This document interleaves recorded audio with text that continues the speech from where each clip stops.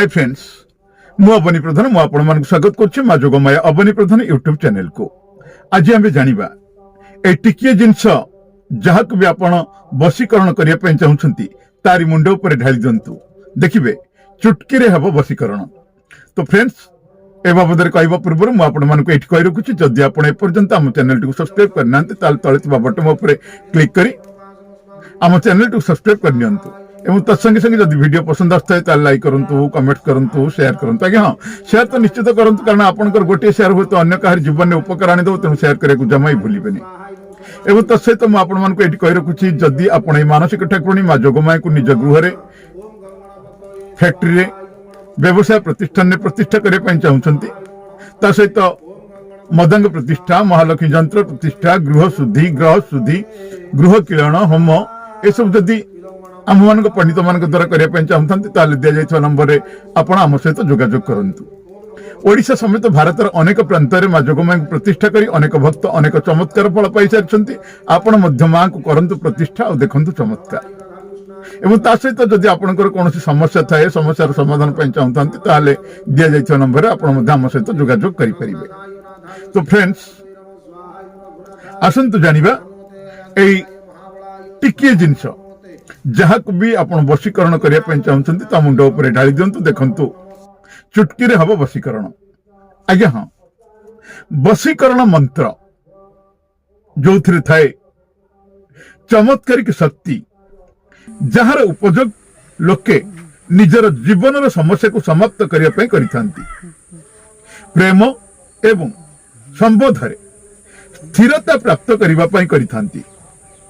ये मंत्र विशेष शब्द एवं ध्यान शक्तिर उपयोग करी शक्ति को नियंत्रित करिबारे सहायक होता है। वशीकरण 1 वर्ष 2 वर्ष है न था या पूरा जीवन भर भी रही पारे। वशीकरण एमती एक विधि जहा द्वारा आपण बा आमे कहा को मध्य वशीभूत करि परिबा। वशीकरण माध्यम रे आमे हमर उजुड़ी जाइथिबा प्रेम को ताकू वापस आनी परिबा फेरी पाई परिबा। वशीकरण रे कौन शक्तिशाली मंत्र न थाए। जो भी वशीकरण मंत्र करुछंती पंडित द्वारा बा सिद्ध साधक मान पाठ पूजा कर नियंतु देखिबे निश्चित यह बहुत भल काम दब। वशीकरण कदापि 1 घंटा 2 घंटा किंबा 1 दिन होई न थाए। एथिपाई 3 दिन समय लगी था 7 दिन समय लगी था 40 दिन मध्य समय लगी था। वशीकरण पर किसी उपाय सहित किसी मंत्र मु दउछि यह आपण प्रयोग करी आपण निश्चित सफल हो पारे।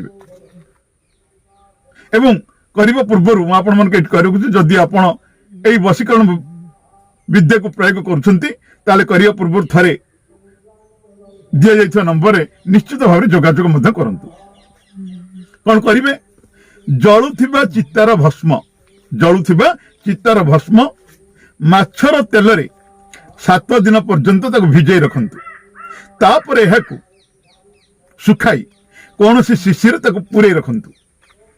जो नर किंबा नारी को आपण निज बसर करिया पय चाहुछंती तार सिर रे तार मुंड उपरे टिके भस्म ढाली दियंतु एवं एही मंत्र आपण उच्चारण करंतु।